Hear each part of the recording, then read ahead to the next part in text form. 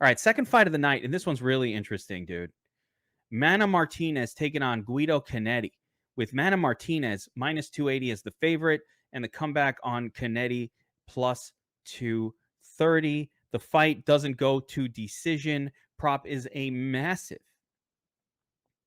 minus 290. Now, man, Big Marley, Guido Cannetti, this dude is old, but he usually starts off really hot in his fights. He starts off, he's a fireball, right? He comes out like a lunatic, but then tends to fade. And as you can see for the recent history, it hasn't been very good. Like the wins have not been forthcoming for Cannetti, but he's got takedowns, he's got some stuff, but he also tends to lose inside the distance, which is why I think the inside the distance prop is so high. On the flip side, we got a kind of a neophyte here in Mana Martinez. Doesn't have anything in his record to indicate that he's very good or very bad. Not a great loss here to Draco Rodriguez with a pretty quick sub, although I've never seen Cannetti sub anyone. So how do you see this one going? Can the old 40-year-old Guido Cannetti take on the 25-year-old Buck? And it seems kind of unusual to have that 15-year age difference not be a significant factor. Yeah, I don't know that you can favor Cannetti against really anybody in the UFC, so that's why he's a big underdog here. But he does have an advantage on the ground. If he's going to win this fight, it's going to be because he grinded this fight out and he avoided the striking. Martinez is a good striker, and he's dangerous. All of his wins are knockouts. They're all in round 1 or round 2, so that's exactly what he's going to come out here and do. He's going to try and knock off Cannetti's head. He's got a real mean left hand, too. If he connects it, it might be over early, round 1, maybe 60 seconds are left for a slate breaker. But that's going to be the only way he ends up on the optimals. He has to get that knockout, and it might even be the only way he wins. I mean, if it's a striking match, he's going to win the striking match, but I don't see Cannetti just going out there and accepting a striking match against this guy.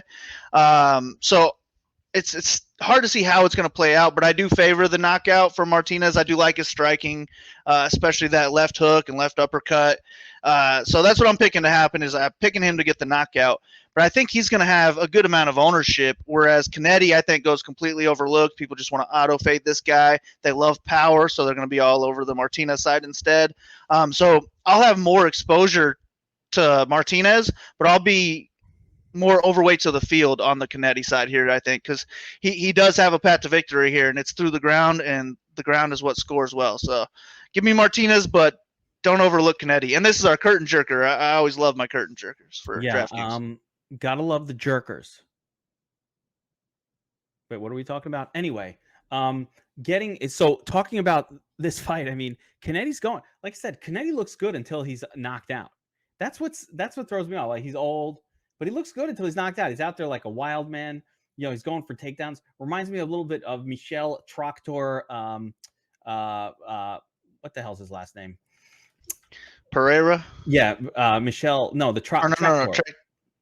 Prazeres? Yeah. He reminds me of him a little bit. He's just like a little engine that could, but it's usually only about a round and a half, and then he's gone. And then he gets knocked out by Mana Martinez, which is probably what's going to happen here. The issue with Guido is he has no finishing move. Like, he has no finishing power. He's like a jobber from the WWF that comes out and, if it's Hogan, he gives the old leg drop, it's done, or The Rock drops the elbow, the fight is over.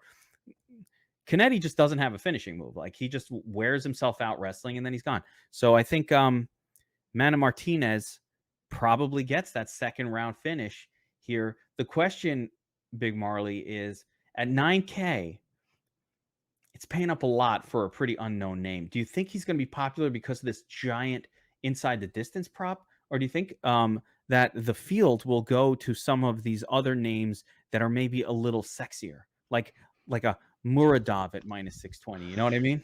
Yeah, I think the two top price fighters will be higher owned than him.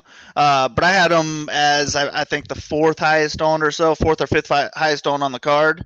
So more than I would like for really your only shot being on the optimal being a knockout.